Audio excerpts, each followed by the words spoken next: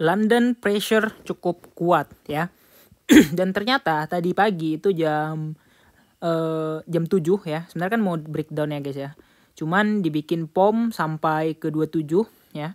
28 ternyata hanya retest sampai di situ ya. Kukira akan ada lanjutan dan ternyata plan-nya kayaknya belum dibilang invalid. Kenapa? Ya karena area ini belum jebol.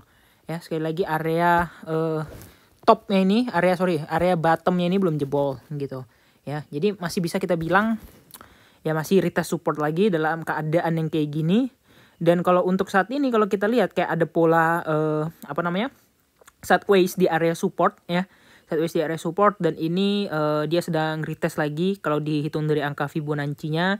Dan tadi lumayan ekstrim juga ya pada saat London season ya, ternyata Asia ngepam, London ngedam ya, saling balas-balasan nih. Nah, ini udah AS ya, Amerika Serikat, apakah mereka akan lanjut ngedam atau ngepam.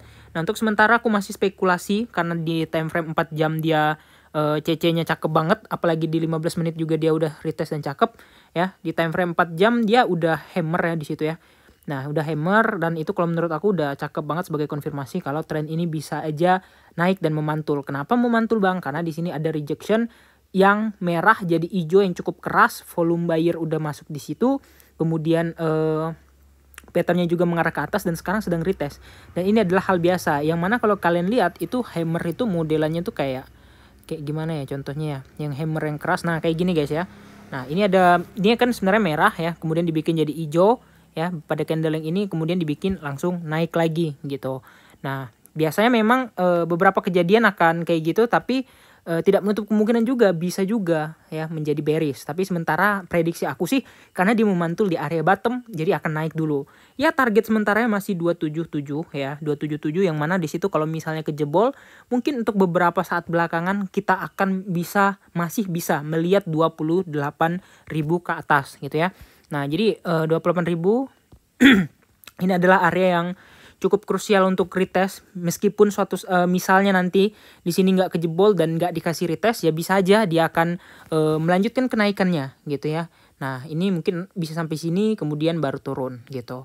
Ya, jadi aku masih tetap di plan selagi belum jebol 271 ya. Sekali lagi ya, kotak kuning belum jebol, area kuning ini belum jebol di area supportnya, aku masih spekulasi kita masih akan diajak naik gitu ya. Nah, jadi tentu aja ada resiko dan tetap pakai SL karena tadi pagi aku udah ngelong dan aku nggak kebagian shortnya. Karena apa? Karena aku nggak nyangka akan dibalikin lagi ke area yang sebelumnya, entah itu berbentuk retest ke support ataupun berbentuk colek-colek lagi, yang nggak tahu ya. Cuman sejauh ini ya kalau dilihat pola candlenya akan berubah menjadi bullish karena dia udah hammer yang kenceng banget. Dan kalau kita lihat di situ ada volume pressure buy juga. Dan apakah akan melanjutkan kenaikannya untuk RSI di level 39 itu masih di bawah 50 dan artinya masih oke aja untuk sebenarnya untuk naik.